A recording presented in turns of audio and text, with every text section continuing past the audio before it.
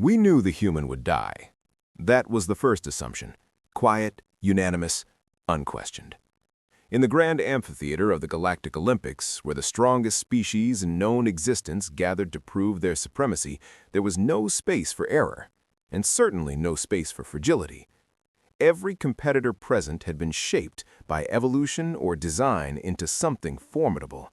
Dense-boned titans from high-gravity worlds, chitin-armored strategists whose exoskeletons could withstand plasma shear, neural-linked entities who processed pain as irrelevant data. And then, there was the human. I remember when their species was first admitted into the Galactic Council.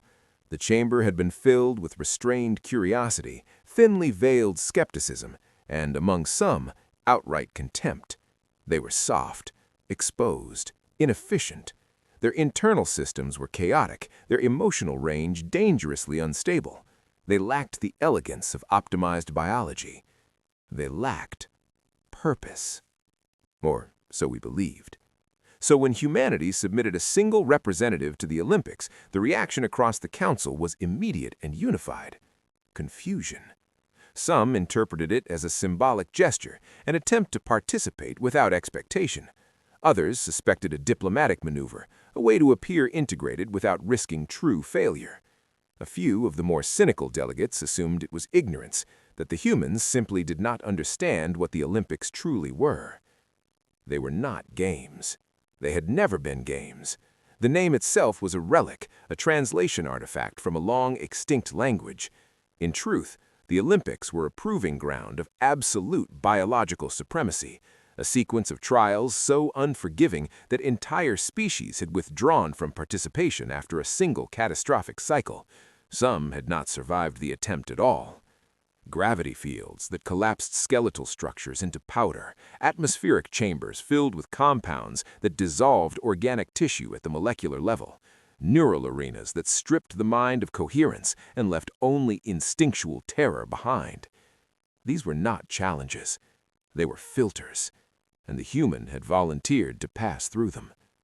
When the transport vessel arrived, there was no ceremony, no grand announcement, just a silent docking sequence and a single life form stepping onto the platform. I observed through the upper tier, my sensory array focused entirely on the figure below. He was smaller than expected. No visible augmentation, no adaptive armor, no external support systems, just a standard environmental suit, partially unsealed, as if even basic protection was considered optional. A murmur spread through the spectators, an undercurrent of disbelief rippling across dozens of species. This is their champion? It will not survive the first trial. It may not survive the orientation. Wagers began almost immediately, not on victory, such an outcome was unthinkable, but on duration. How long would the human last? How quickly would its fragile structure fail under real conditions? Some predicted seconds.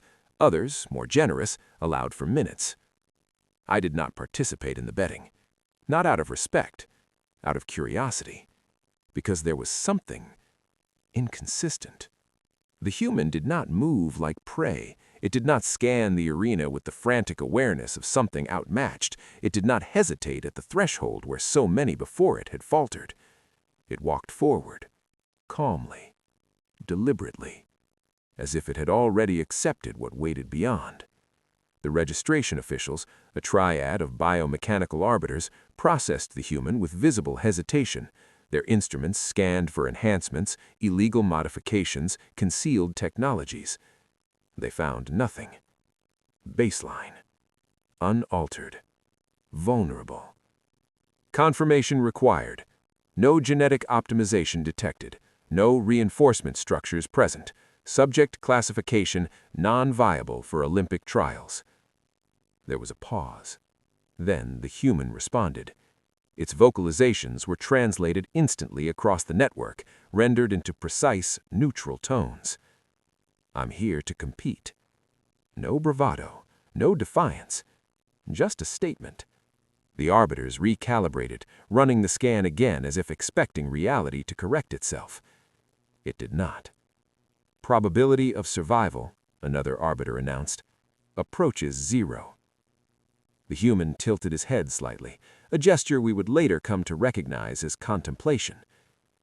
"Then it'll be interesting," it said. There was a shift in the arena then, subtle, almost imperceptible. Not in the systems, in us, because that response did not align with fear.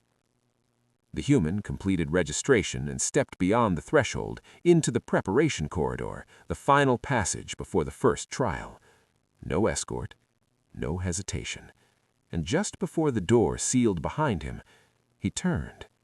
Not toward the arbiters, not toward the exit, but toward us, toward the countless observers watching from above. And he smiled. It was not a display of confidence as we understood it, not dominance, not arrogance. It was something else, something quieter, something resolved. The smile of a being who had already calculated the cost and decided it was acceptable. The chamber sealed, the first trial initialized, and for reasons I could not yet articulate, I stopped believing the human would die quickly. Because in that final moment, as the systems began to awaken and the arena prepared to break him, I realized something far more unsettling. The human was not here to win. He was here to endure. And we had no idea what that truly meant. The first trial was designed to end stories before they began. Gravity. Not the gentle, stabilizing force most species evolved to tolerate, but weaponized gravity, engineered, amplified, and layered in escalating waves designed to crush structure, collapse organs, and expose the fundamental limits of biological design. We called it the threshold field, because once crossed, nothing returned unchanged. The arena floor shimmered as the generators activated, bending light itself under the increasing mass effect. I watched as the first competitor, a towering being from a high-density world, stepped forward. Its species had evolved under pressures 10 times the galactic standard. Its bones were braided with metallic compounds, its musculature layered and reinforced. It should have thrived here. At first, it did. The field increased gradually, 1 unit, then 2, then 5. The Titan adjusted its stance, distributing weight, compensating with practiced precision. Its kind had dominated this trial for cycles beyond counting. Then the field doubled. I saw the moment it realized. Its limbs trembled, not from fear, but from structural overload. Microfractures spread through its skeletal lattice, internal fluids compressed beyond optimal thresholds. Still, it endured. Until it didn't. The collapse was sudden, violent, final. Its body struck the arena floor with a force that echoed through the chamber. Emergency extraction fields engaged instantly, pulling the broken form from the trial before total failure. A murmur rippled through the spectators. Not surprise, recognition. This was expected. This was the purpose. One by one, the competitors entered, and one by one, they fell. Some lasted longer, some adapted better, but the pattern remained inevitable. Strength delayed the outcome, but did not change it. The field always won. Bones snapped with audible precision. Exoskeletons cracked under pressure they were never meant to endure. Internal systems, no matter how advanced, failed when the fundamental laws of force turned against them. Some attempted to push beyond their limits. They screamed. They begged. They were removed. And then, the human stepped forward. There was no announcement. No fanfare, just a shift in attention, as if every consciousness present instinctively recognized the anomaly entering the field. He crossed the threshold without hesitation. The gravity increase began immediately. At baseline levels, there was no visible reaction. The human stood upright, scanning the arena floor as if orienting himself. Then the field intensified. 2 units. 5, 10. His posture changed. Subtle at first, a slight bend in the knees, a redistribution of weight.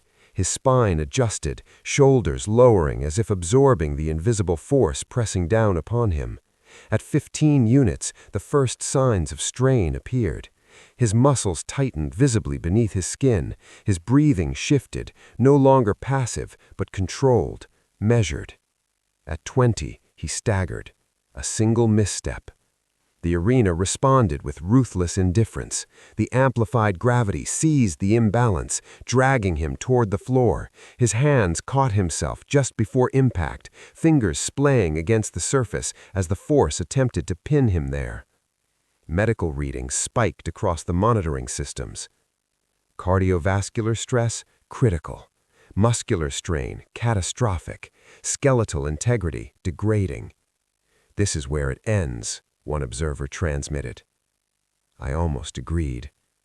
The human remained motionless for several seconds. Then he moved. Slowly, deliberately. He pushed himself upward.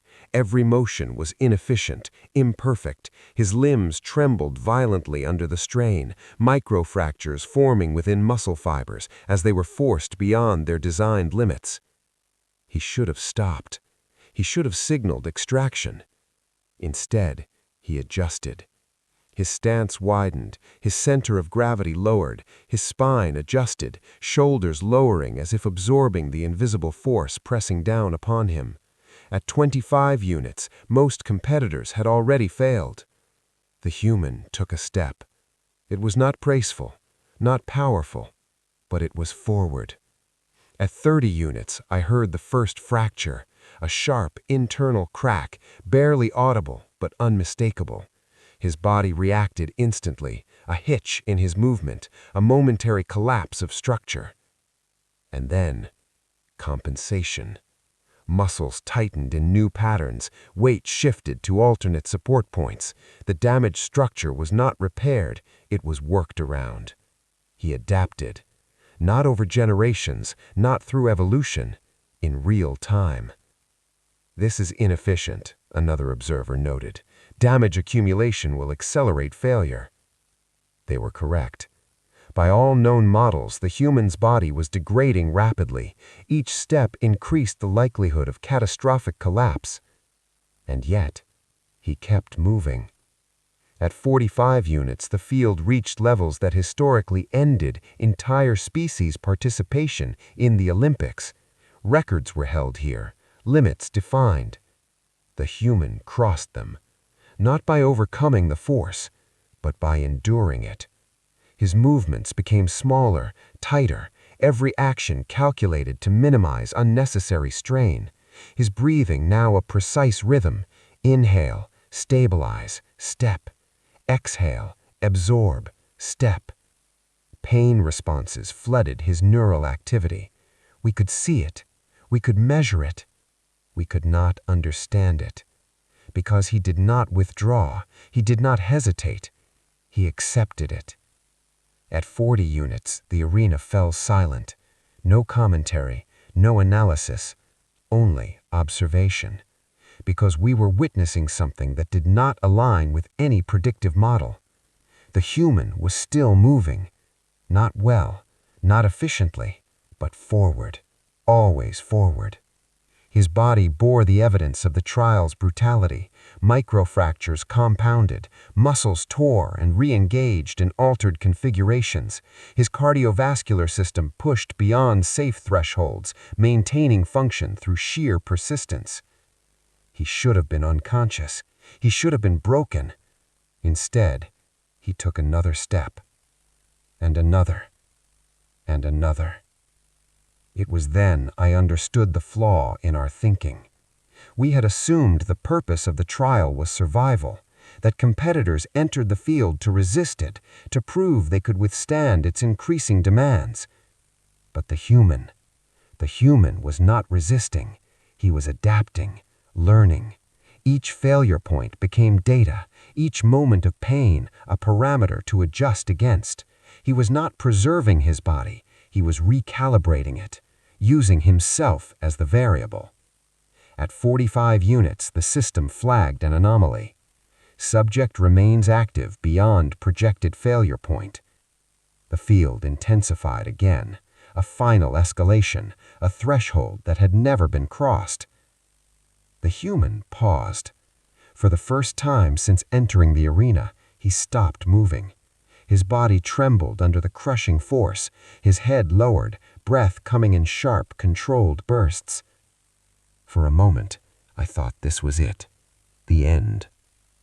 Then he inhaled, slowly, deeply, and took one more step. The system hesitated, not physically, but logically, because it had reached the edge of its parameters, and the human had stepped beyond them.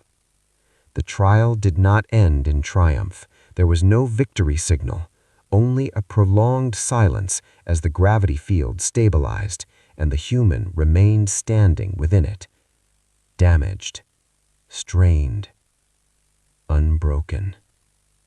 And in that moment, a realization spread through the arena, quiet, cold, and absolute. The human had not treated the trial as a test. He had treated it as preparation. And if this was only the beginning, then we had made a catastrophic miscalculation. Because whatever came next, he would be ready for it. We believed we understood the limits of the human after the gravity trial. We were wrong. The second arena did not crush the body, it dissolved it. The chamber was sealed long before the human arrived, its interior already saturated with a volatile blend of compounds engineered for one purpose: termination. Corrosive particulates drifted like invisible ash, reactive gases coiled in layered densities. Neural disrupting agents pulsed at frequencies designed to destabilize cognition itself. This was not an environment, it was an execution. Species that entered this trial did so with preparation: internal filtration systems, redundant respiratory pathways, cellular resistance to chemical degradation. Some had evolved on toxic worlds where such conditions were survivable, barely. Even they struggled. Even they failed. The first competitor entered, a multi-lunged organism whose biology processed atmospheric toxins as fuel. Its systems activated immediately, filtering, converting, stabilizing. For a time, it worked. Then, the composition shifted. The chamber escalated in real time, introducing compounds that bypassed known resistances. The competitor's internal systems faltered, overloaded by variables it had never encountered. Its movements became erratic, then desperate, then still. Extraction fields removed what remained. The next competitor lasted longer. The one after that, slightly less. Patterns emerged. Adaptations delayed failure, but could not prevent it. Because the trial was not static, it learned. And then, the human entered. The reaction was immediate. Alarms surged across the monitoring network, cascading warnings triggered by the complete absence of protective adaptation. No filtration systems, no biochemical resistance, no environmental shielding beyond minimal external gear, which he disengaged upon entry. A collective pause rippled through the observers. Why would it do that? The human inhaled, and the trial began. The first breath triggered a violent response. His body rejected the atmosphere instantly. Muscles convulsed as foreign compounds flooded his system. He doubled over, coughing, a sharp, uncontrolled expulsion that echoed through the chamber. His balance faltered. His vision, tracked through neural output, destabilized. Cellular degradation indicators spiked. This is termination, an observer concluded. Immediate. It should have been. Every model confirmed it. The human collapsed to one knee, one hand braced against the ground as his body attempted to purge the toxins invading it. His breathing was erratic, rapid, shallow, ineffective. Another inhale, another violent reaction. He was suffocating, dying, and yet he did not signal for extraction. Seconds passed, then something changed. Subtle, almost imperceptible. His breathing slowed. Not because the environment became less lethal, but because he forced it to. He inhaled again, this time controlled, measured, a deliberate intake despite the damage it caused. Pain responses surged. We could see the signals cascade through his nervous system. Overload thresholds exceeded, warning systems screaming for cessation. He ignored them. Exhale, then inhale again. Each breath still triggered damage. That did not change. What changed was his response to it. His posture stabilized. His movements, though still strained, became intentional. He adjusted the depth of his breaths, the timing, the rhythm. He was experimenting, using his own body as the testing ground. Adaptive behavior detected, one of the analytical systems reported. Subject modifying respiratory patterns in response to environmental variables. That will not be sufficient, another countered. Damage accumulation remains exponential. They were both correct. The human was being destroyed, just not as quickly as expected. Minutes passed, the atmosphere thickened, new compounds introduced. Corrosive agents began to affect exposed tissue. Microlesions formed along his skin. Internal systems struggled to maintain equilibrium as toxins interfered with neural signaling. He staggered again, caught himself, adjusted. Each failure became instruction, each reaction, data. At one point, his body rejected the atmosphere so violently that he collapsed fully, striking the ground with enough force to trigger emergency monitoring thresholds. For a moment, he did not move. This is the end, I thought, not with certainty, but with inevitability. Then, a breath, shallow, painful, but controlled. He pushed himself upward again, slower this time, weaker, but still deliberate. His body began to change, not structurally, not evolutionarily, but functionally. Micro-adjustments in how systems interacted, behavioral shifts that reduced exposure to peak toxicity zones, subtle repositioning to align with marginally less lethal air currents. He was not immune, he was managing, surviving not by negating the environment, but by negotiating with it. And then, the realization spread, quiet, terrifying. The human was improving, not in a way we could easily measure, not in raw resistance or biological enhancement, but in efficiency. Each breath caused less disruption than the last. Each movement wasted less energy. Each moment of exposure yielded less chaos. He is stabilizing, an observer transmitted, disbelief saturating the signal. That is not possible, came the reply. It wasn't, and yet it was happening. Other competitors still awaiting their turn began to withdraw, not because they lacked the capacity to endure the trial, but because they understood something we had only just begun to grasp. The human was not merely surviving the environment, he was learning to exist within it, and that made the trial meaningless.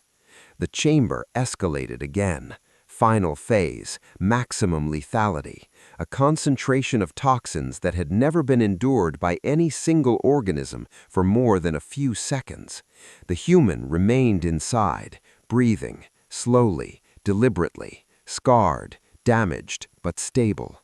He stood at the center of the chamber, his form unsteady but upright, his movements minimal, optimized for survival within a system designed to ensure death. And then he smiled. It was faint, barely perceptible through the strain, but it was there. Not defiance, not victory, recognition, as if he had understood something fundamental about the trial itself. The system attempted one final adjustment, a spike in neural disrupting agents designed to collapse cognition entirely. His neural readings fluctuated violently, then leveled. not unaffected, but controlled. He had incorporated even that into his pattern. The chamber reached its limit. There was nothing left to escalate, no variable untested, no condition unexceeded, and still the human stood, alone, breathing an atmosphere that should have erased him.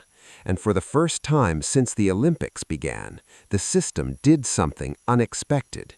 It paused, because it no longer knew how to proceed. And as the chamber doors slowly began to open, a single unavoidable conclusion settled over every observer in the arena. The human was not adapting to survive the trial. He was adapting faster than the trial could kill him. And if that was true, then whatever came next would not be a test of his limits. It would be a test of ours. The third trial did not test the body. It hunted the mind. The neural chamber was silent, deceptively empty. No visible threats, no shifting environments, only a sealed space where reality itself could be rewritten. We had seen what it did. The strongest competitors did not fall screaming. They simply stopped. Their minds collapsed inward, trapped in endless loops of fear and failure, unable to distinguish memory from reality. No one left this chamber unchanged. Most did not leave it whole. And then the human entered. He stood still as the system initialized, his breathing steady, controlled, despite the damage already carved into his body. Neural interface active. There was no delay. The attack began instantly. His neural readings spiked, violent, chaotic. The chamber did not ease him into the experience. It overwhelmed him. Fragments appeared in the data stream. Loss, isolation, failure. Not simulations, memories. The system had reached into his mind and pulled everything it could use against him. His posture broke. A sharp inhale, muscles locked, balance faltered. For a moment, it looked familiar, the beginning of collapse. "This will end quickly," one observer transmitted. It should have. The chamber escalated, layering visions faster than the mind could process. Fear responses multiplied, emotional stress compounding into overload. The human dropped to one knee, his breathing fractured, no longer controlled, no longer steady. Pain flooded every measurable channel. This was the point where others broke, where identity fractured, where the mind chose escape over endurance. But the human did not disconnect. He stayed. Seconds passed. Then something shifted. Not in the chamber, in him. His neural activity, once chaotic, began to stabilize, not fully, not cleanly, but enough to form pattern. He stopped resisting. That was the difference. He did not fight the visions, did not try to reject them or force them away. He experienced them. Every memory, every constructed failure, fully, and then moved forward. The loops continued, but their effect weakened. Repetition no longer amplified fear, it reduced it. "He is adapting," an observer said, disbelief evident. "No," another corrected, "he is accepting." The chamber escalated again. Deeper layers, worse scenarios, not just what had happened, but what could have. Endless variations of loss, endless versions of failure. The human's body tensed, his breath tightening as the pressure increased, but his mind did not fracture, it adjusted. Each cycle became easier to endure, each wave of fear lost precision. He was not avoiding the pain, he was processing it faster than the system could weaponize it. The chamber reached maximum intensity, everything at once. Fear, isolation, despair, no sequence, no pattern, just overload. The human froze. Neural spikes surged across every channel. For a moment, we thought it was over. Then, his breathing returned. Slow, controlled, deliberate. The chaos in his mind did not vanish. It settled, not gone, but contained. The system paused, not by design, but because it had nothing left to escalate. The human stood, not untouched, not unbroken, but stable. He took a step forward, then another. The chamber doors opened, trial complete. As he exited, we scanned the results. Cognitive damage, present. Stress levels, extreme, but collapse, absent. And one metric stood out above all others. Fear response, reduced, not eliminated, but controlled, as if fear itself had become manageable. The human did not celebrate, did not react. He simply walked out of the chamber as though nothing extraordinary had occurred. And that was when we understood. The trial had failed because it was designed to break those who resisted fear. The human had done something else entirely. He had accepted it. And in doing so, he had become something the system could not break. Only challenge, only delay, never stop. The shift was not announced. It did not need to be. We felt it. The Galactic Olympics had always been a spectacle, controlled, predictable in its brutality. Species entered, limits were tested, and outcomes followed established patterns. Strength dominated. Weakness failed. Order remained intact. Until the human. After the third trial, the arena no longer felt like a competition. It felt unstable. No one spoke it openly at first. Analysis streams continued, data flowed, predictions updated. But beneath it all, something had changed.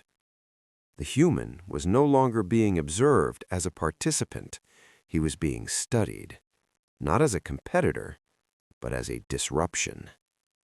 He lacked specialization, one analyst noted. No environmental adaptation, no structural advantage.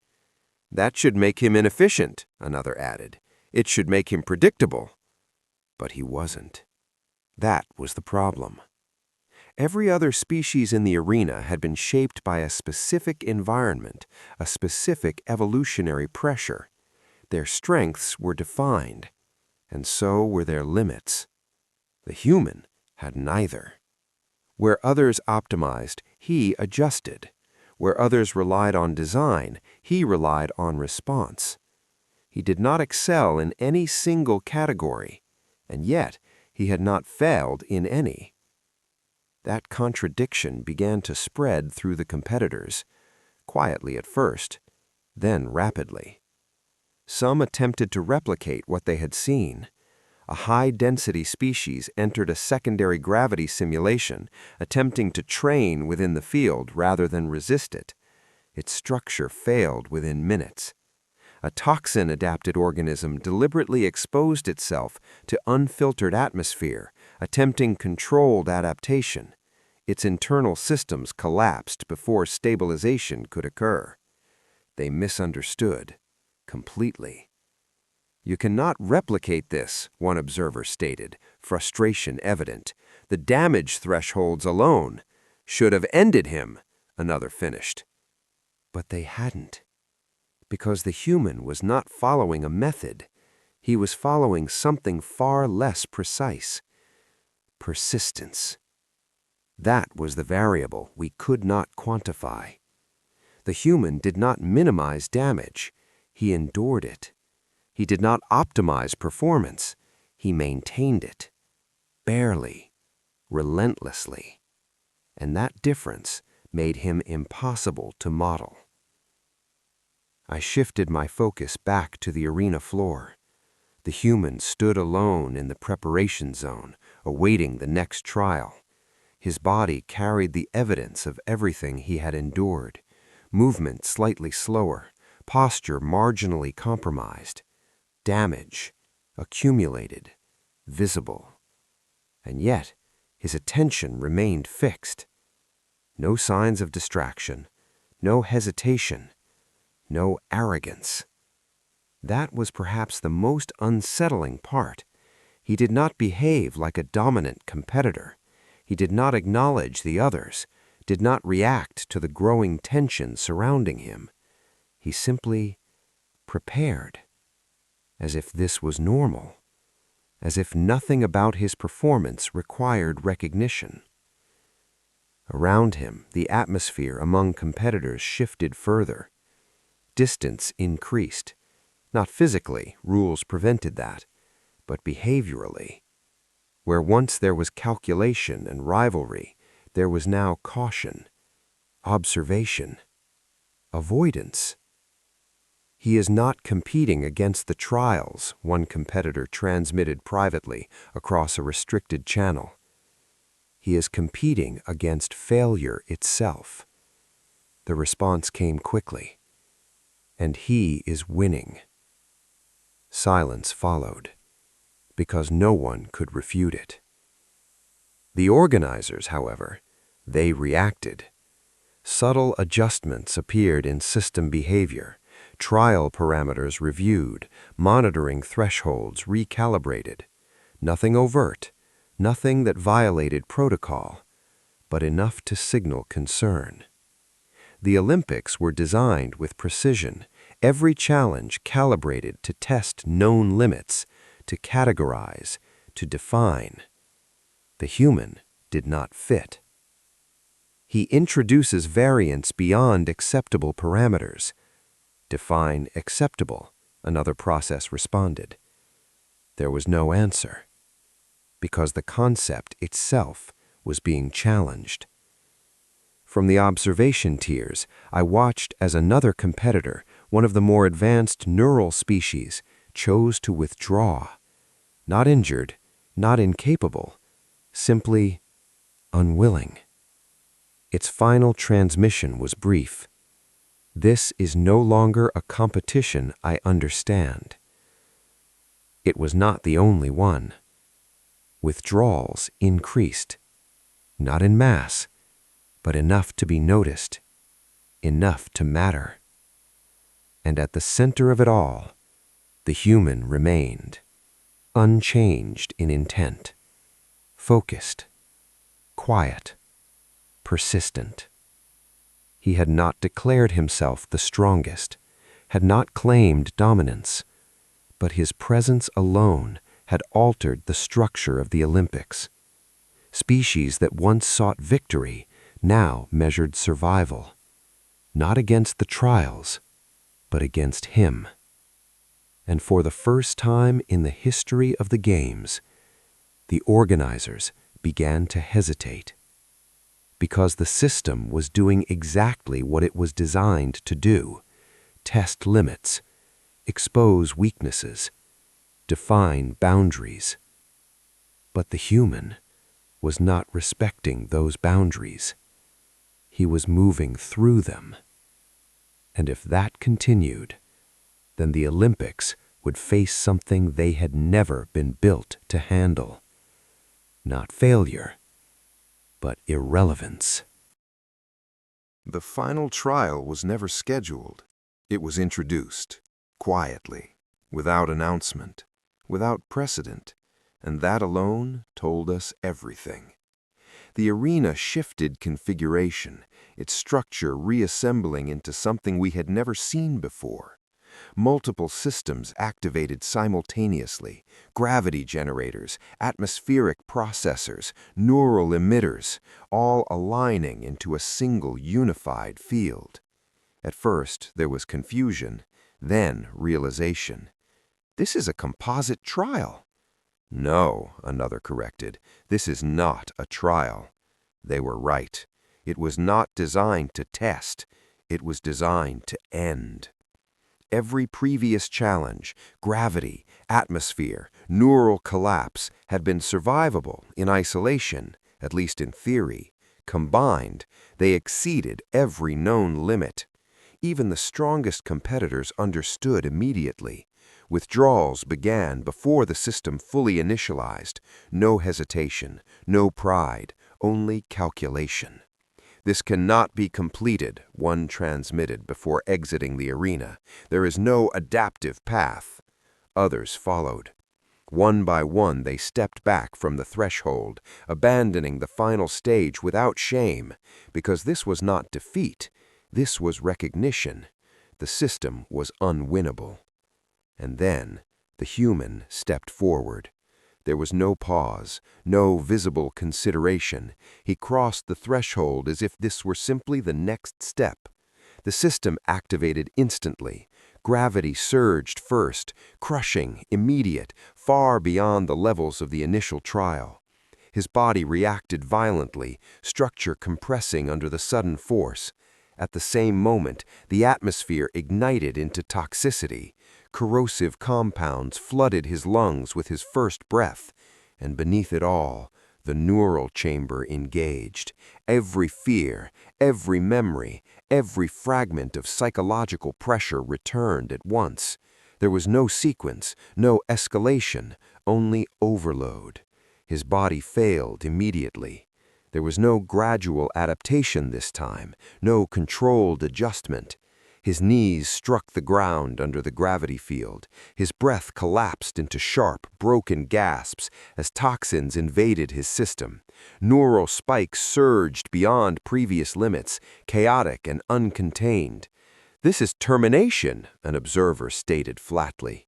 For once, no one argued, because this was beyond survival, beyond endurance. This was the point where systems ceased function. The human's body convulsed under the combined strain. Muscles tore under pressure they could not compensate for. Internal systems destabilized, unable to prioritize between competing threats. Gravity crushed, atmosphere poisoned, mind fractured, all at once. He should have stopped. He should have been removed. But the system did not trigger extraction, because technically the trial had not been failed. Not yet. Seconds stretched. His movements were erratic, uncoordinated. Every attempt to stabilize one system caused failure in another. A breath taken too deeply accelerated toxin intake. A shift in posture to counter gravity disrupted balance. A moment of mental focus triggered neural overload. There was no solution, no path forward, only collapse. And then he stopped. Not physically, but intentionally. Amid the chaos, amid the failure, amid the inevitable breakdown, the human ceased trying to fight it. His movement slowed, not because the pressure lessened, but because he chose less movement. His breathing changed, short, controlled, shallow, minimizing toxin intake rather than resisting it. Gravity still crushed him, but instead of pushing against it, he lowered himself further, aligning his body with the force rather than opposing it. The neural assault continued, but his response shifted. He did not attempt to isolate thoughts, did not try to regain control. He let the noise exist, all of it, at once. "He's not resisting," an observer transmitted, uncertainty breaking through. "No," I replied, before I realized I had spoken. "He's aligning." That was the difference. The human had stopped treating the conditions as separate problems. He treated them as one system, and himself as part of it. His breathing synced with the rhythm of the atmosphere, minimized, efficient, just enough to sustain function without accelerating damage. His posture adjusted to the gravity, not upright, not defiant, but grounded, balanced within the force rather than against it. His mind did not clear, did not stabilize, it accepted. Every signal, every fear, every overload allowed to exist without resistance. The chaos did not disappear, it became manageable, not reduced, integrated. "This is not adaptation," one system reported. It stopped, because there was no classification. The human began to move again, slowly, imperfectly, but deliberately. One movement, then another, each action aligned with the conditions rather than opposing them. No wasted effort, no excess resistance. Damage continued. Nothing about this was clean.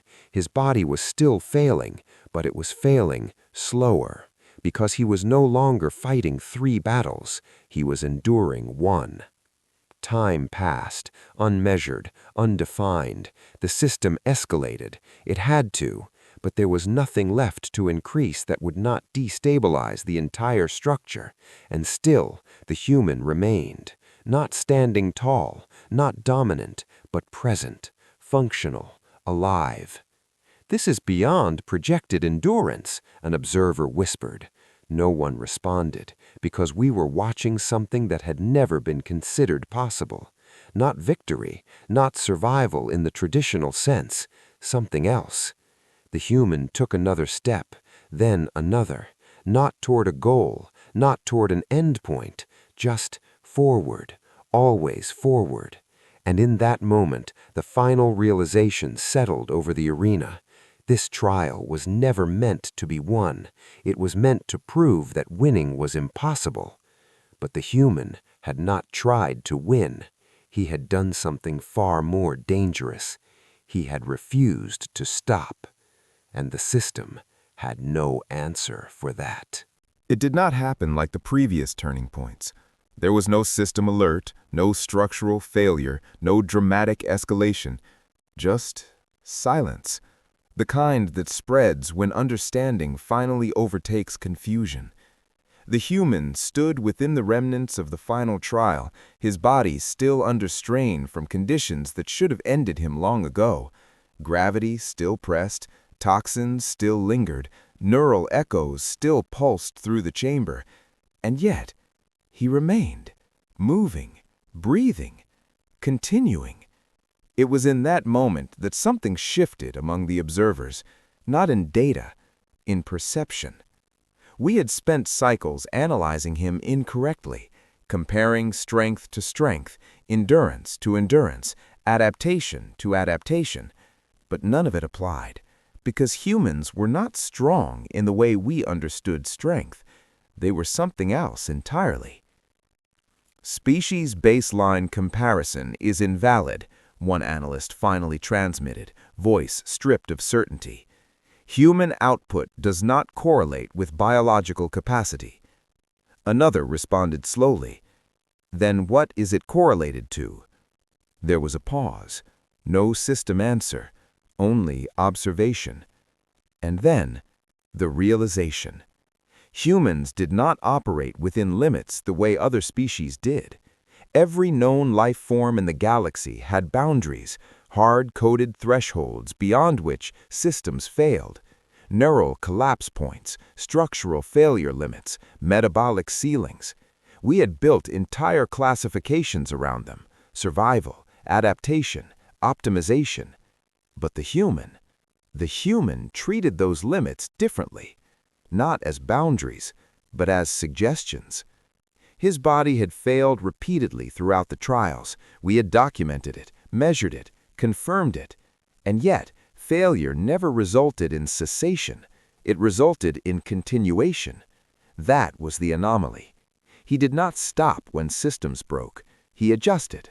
He did not retreat when thresholds were exceeded. He recalculated.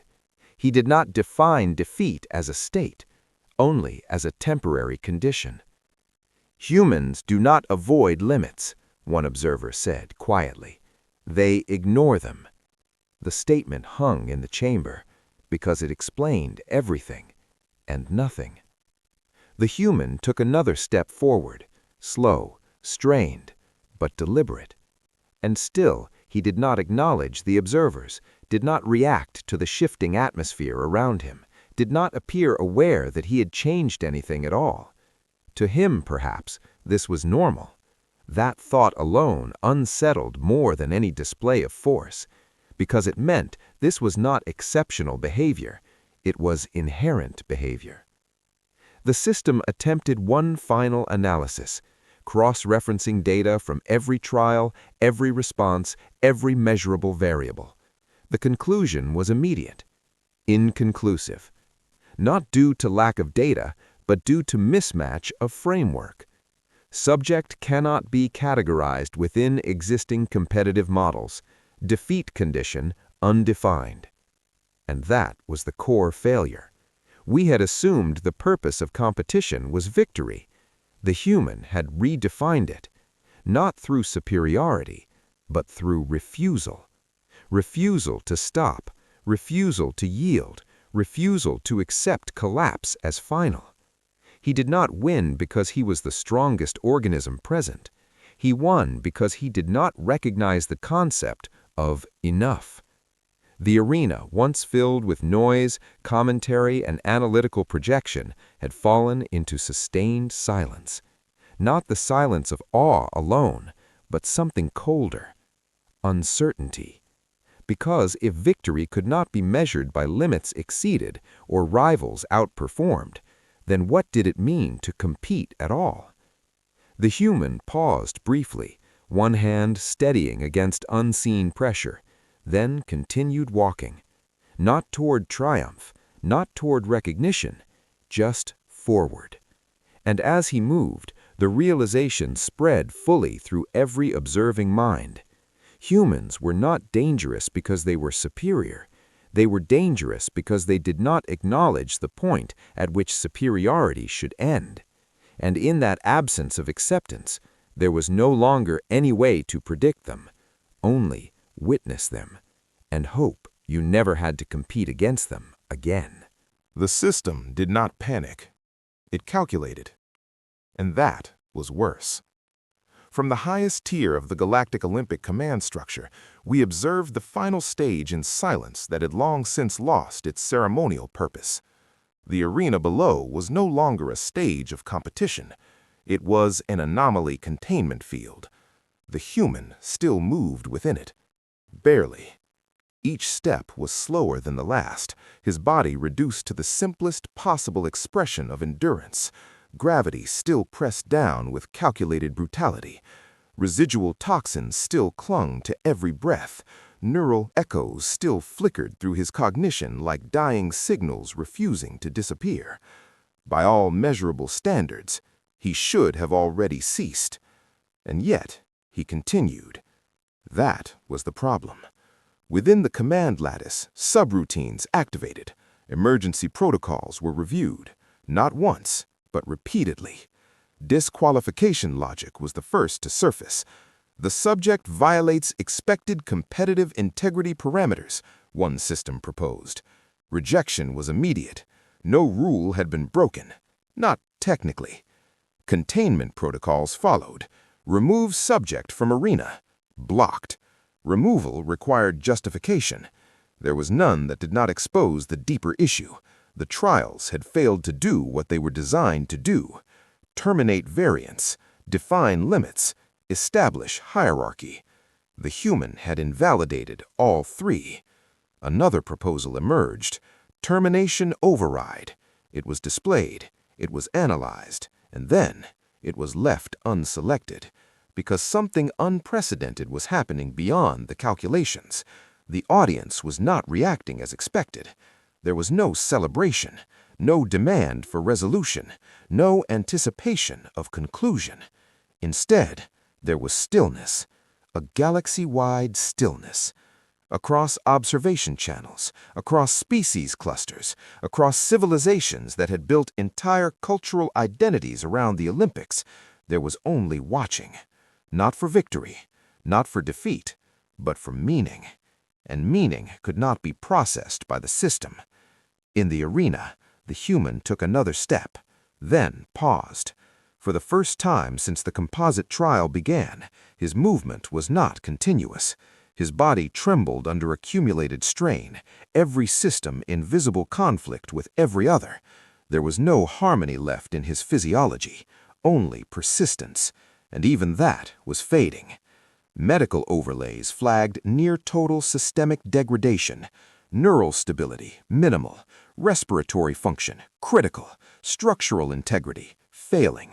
There was no scenario left where survival should persist, and yet he remained upright, barely. The command structure attempted one final consolidation, a unified metric to evaluate performance across all trials. Gravity endurance, atmospheric survival, neural resistance, all combined into a single evaluative framework. The system ran it, it processed, it recalculated, and then it stalled. Not due to error, but due to absence. There was no valid comparative baseline. No reference species had survived all conditions simultaneously. No historical dataset existed for sustained performance under cumulative failure states. The system attempted extrapolation, failed. Attempted normalization, failed. Attempted classification, failed. Every pathway led to the same conclusion, undefined. Within the arena, the human shifted again. A small movement, but intentional. Forward. The final sequence step began. Not announced, not triggered. It simply happened. And as it did, something in the system finally broke from expectation. Not physically, not structurally, but categorically. A final report propagated through every tier of the Olympic infrastructure. Performance cannot be quantified. Subject exceeds classification schema. Outcome unresolvable.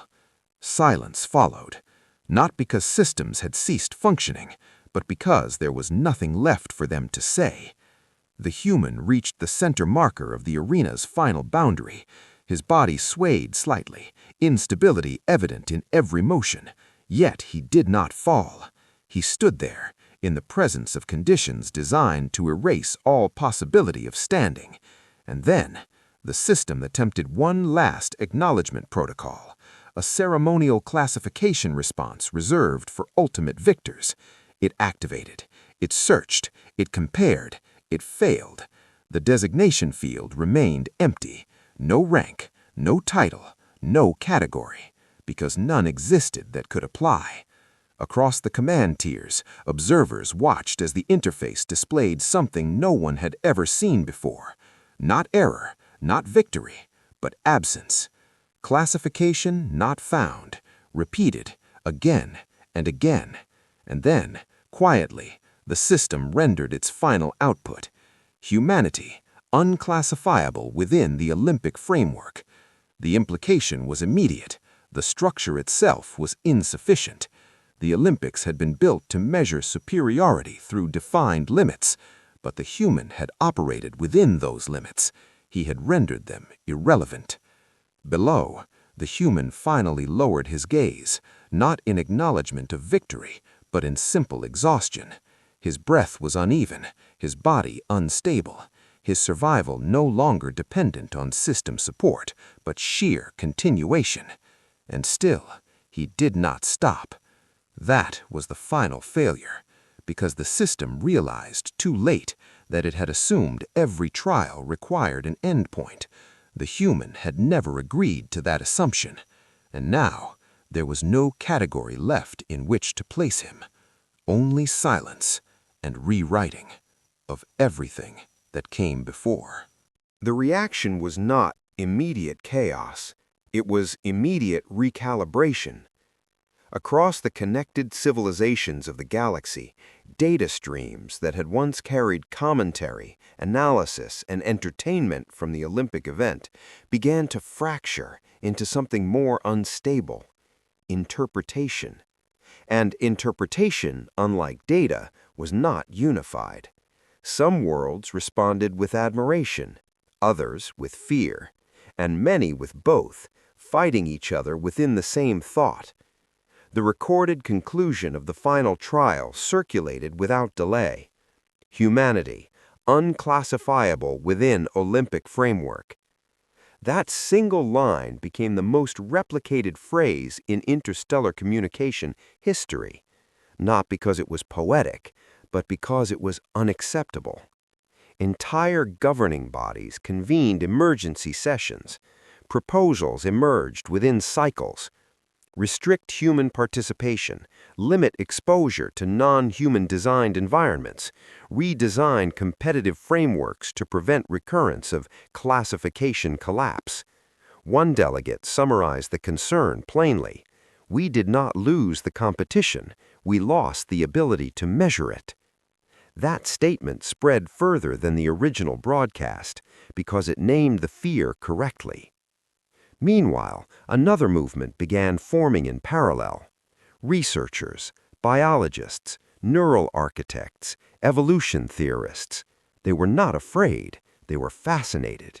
For them, the human was not an anomaly to be contained, it was an answer to a question they had not known how to ask.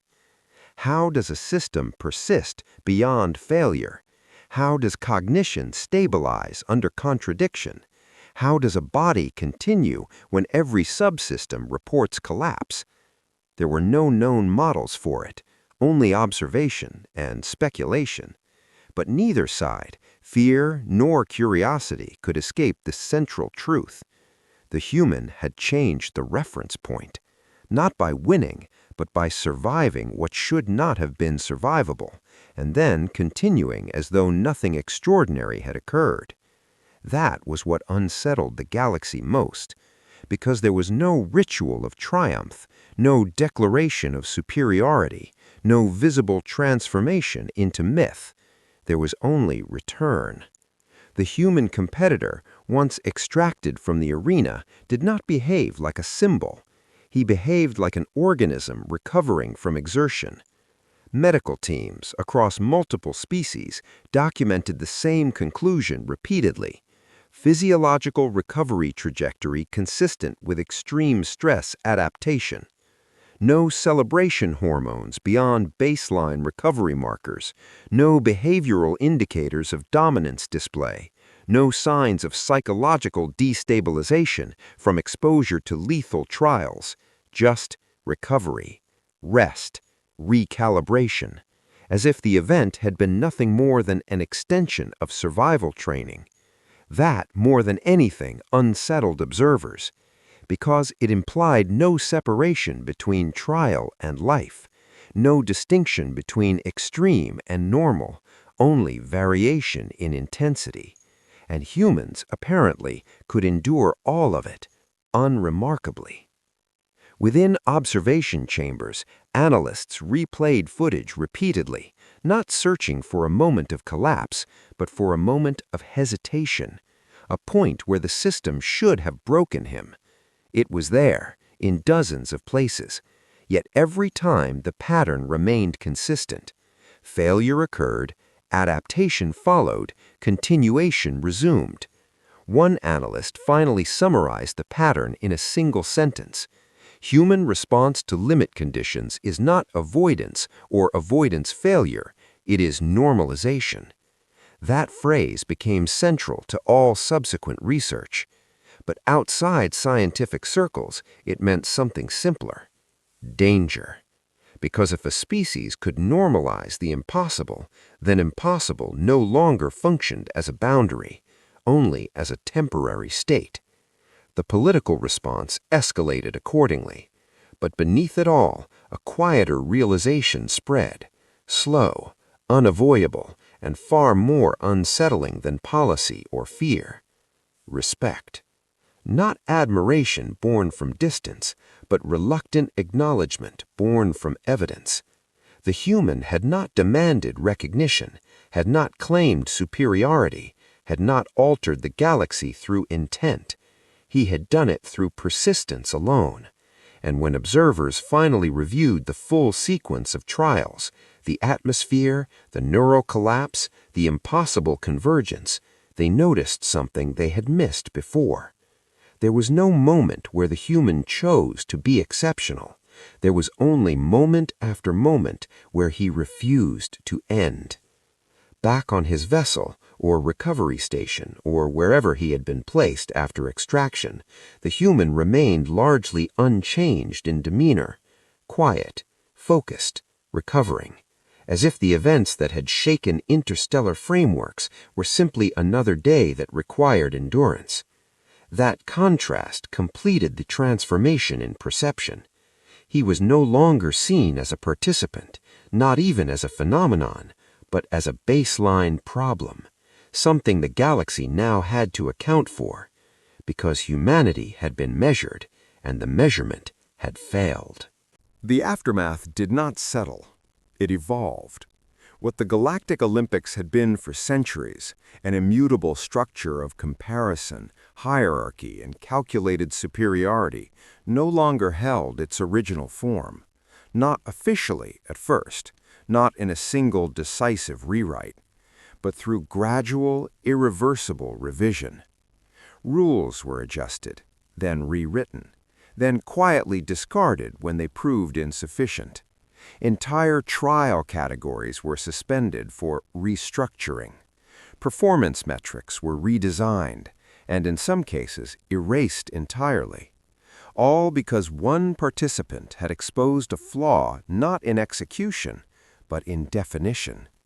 The system had been built on a simple assumption that all forms of life could be measured against shared constraints: gravity tolerance, atmospheric endurance, neural stability thresholds, metabolic limits, survivability curves.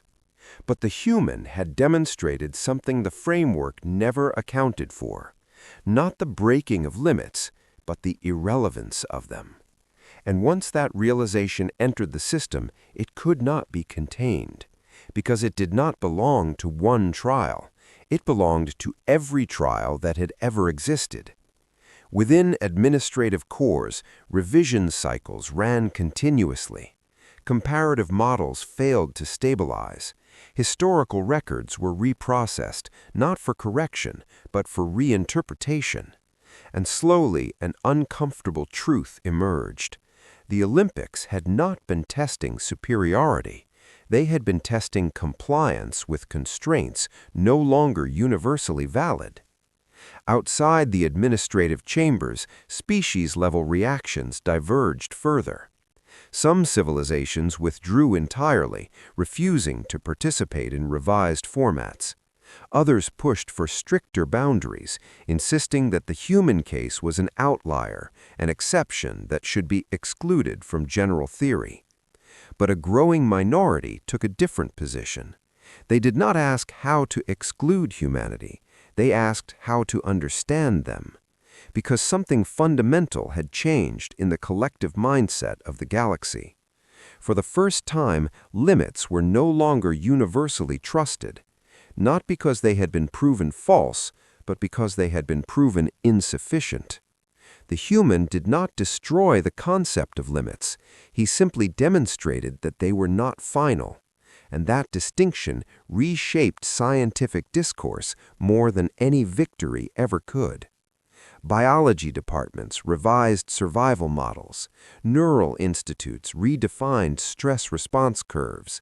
Engineering fields began designing systems not around optimal performance, but around adaptive continuation under failure.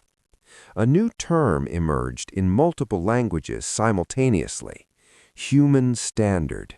It was not formalized, not yet, but it was understood. A reference point that could not be matched, only approached. Meanwhile, the human himself remained detached from the scale of change he had initiated, recovered enough to stand, to move, to leave. There was no ceremony surrounding his departure, no final address broadcast across the galaxy, no declaration of intent. He did not present himself as symbol or message. He simply prepared to go. Observers expected, perhaps subconsciously, that he would recognize what had been achieved, that he would acknowledge the shift he had caused in galactic structure. But there was no such moment, because from his perspective, nothing had fundamentally changed. He had entered a set of trials, he had endured them, he had left.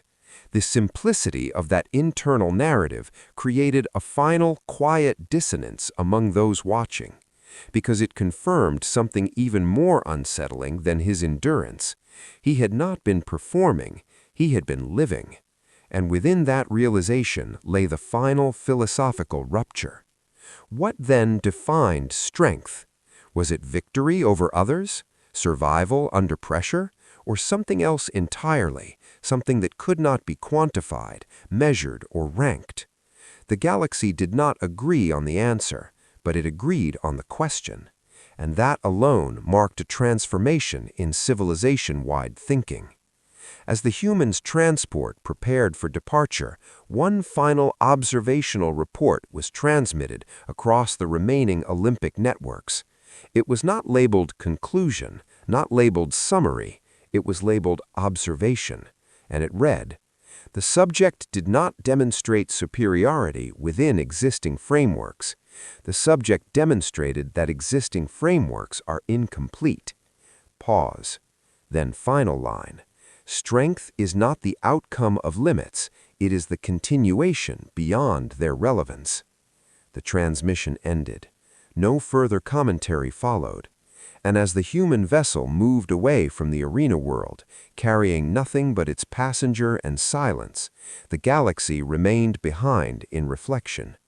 Not on what had been won, but on what had been redefined. Because the greatest shift was not in rankings, not in rules, not in structure. It was in thought itself. The understanding that what had been considered absolute was only temporary description. And somewhere beyond the fading signal of the Olympic network, the human continued forward, not as proof, not as legend, but as reminder that strength was never the point. Endurance was.